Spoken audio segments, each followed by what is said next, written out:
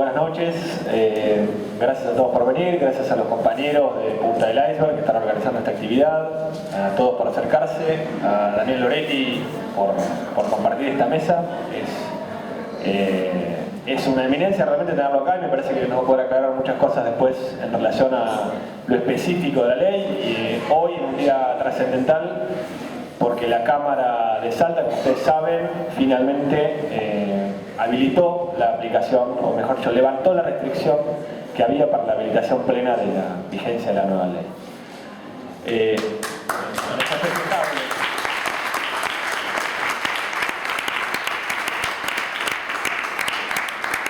Bueno, siempre es difícil hablar de Martín después de Martín, primero porque, bueno, en general es uno de los tipos más divertidos que conozco, así que siempre uno parece aburrido en comparación.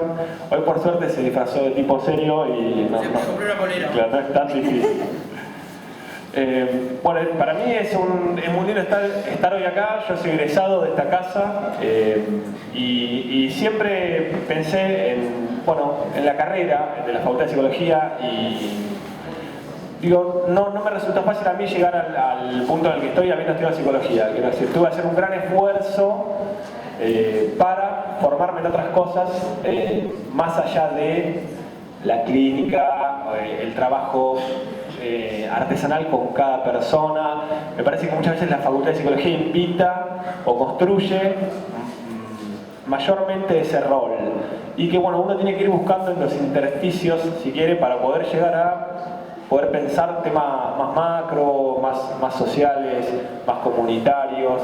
Y bueno, ese es un desafío que bueno, yo me puse a mí mismo porque me interesaba. Espero que muchos de los que a lo mejor están estudiando la carrera, están hoy acá, puedan ver que hay intersticios para llegar a pensar y trabajar temas más sociales y que tienen un nivel de impacto a lo mejor un poco mayor. Quizás es un poco más difuso, no es tan artesanal y aplicado a una persona, pero que sin duda le puede cambiar la vida a muchos. Y los que trabajamos, los que nos consideramos militantes, en ese sentido sí, militantes de la cultura y personas de la política, intentamos trabajar también en ese nivel, o especialmente en ese nivel. Bueno, desde la psicología igual tenemos muchas herramientas para pensar en ese nivel. Yo vengo escribiendo hace un tiempito al respecto y quizás podamos, no sé, llevarnos a lo mejor algunas herramientas para dar la discusión, al menos la discusión más obvia, ¿no? De la discusión del sentido común.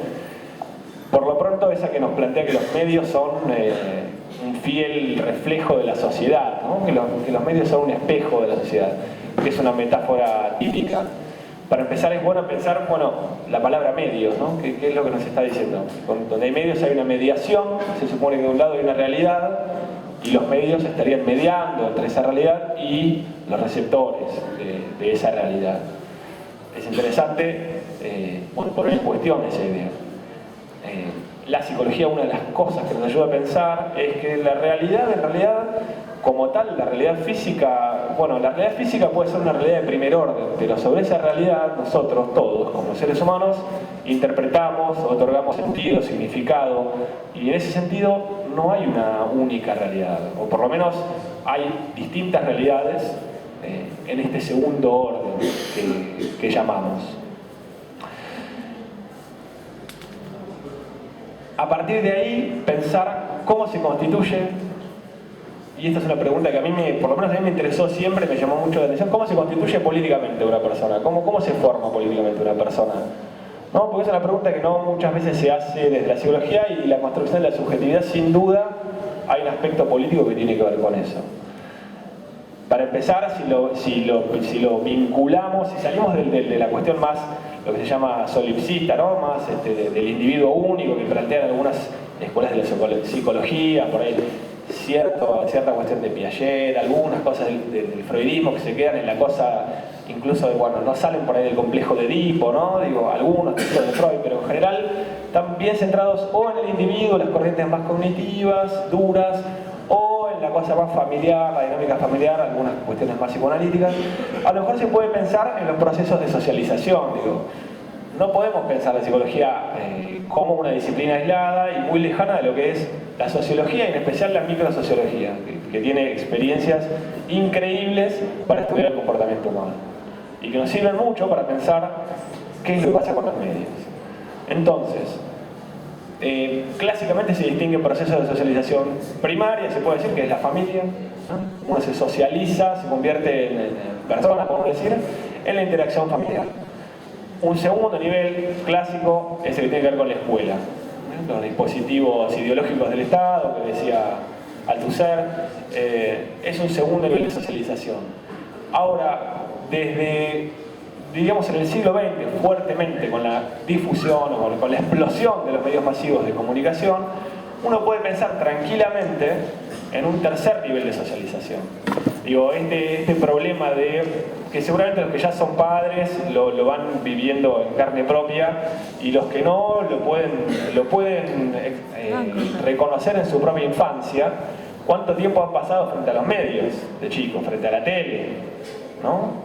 Y cuánto cuesta o cuán fácil se incorpora lo que pasa en la televisión en los comportamientos y en la mentalidad de los pibes.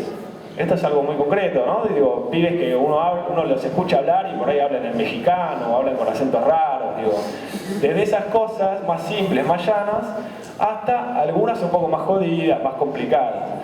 Recién Martín, por ejemplo, hablaba de, la necesidad de, ya que si hay una ley de medios, bueno, que haya también un cambio cultural, podríamos decir, en cuanto a las condiciones del trabajo, ¿no? Que realmente mejoren y que no sea la misma explotación que se vive hoy en algunos de los medios hegemónicos.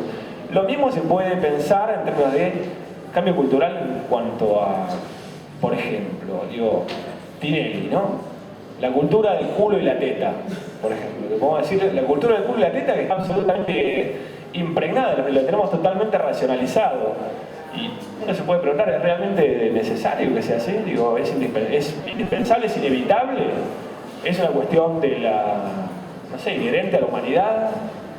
¿Es necesario que andemos por la calle caminando y tengamos nos invadan? El otro día casi me echó una compañera de trabajo, venía por la calle y claro, había un póster de Luciana Salazar de 2 metros por 2 metros. Digo, ¿es necesario que estemos expuestos, bombardeados con ese tipo de imágenes y de esa información permanentemente? Sí, bueno, no hay problema.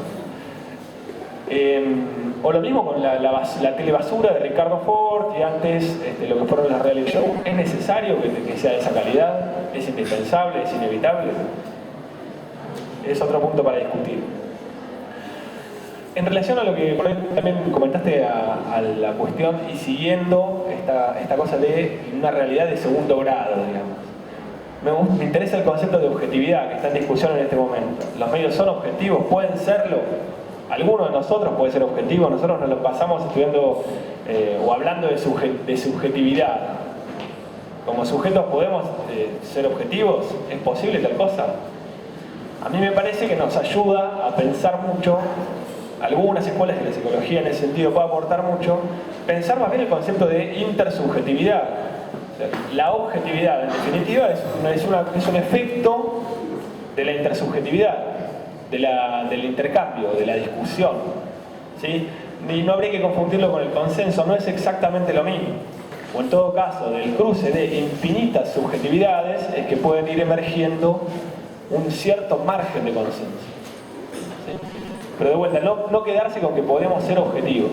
Eso me parece que es una discusión interesante a plantear. Ningún medio puede ser.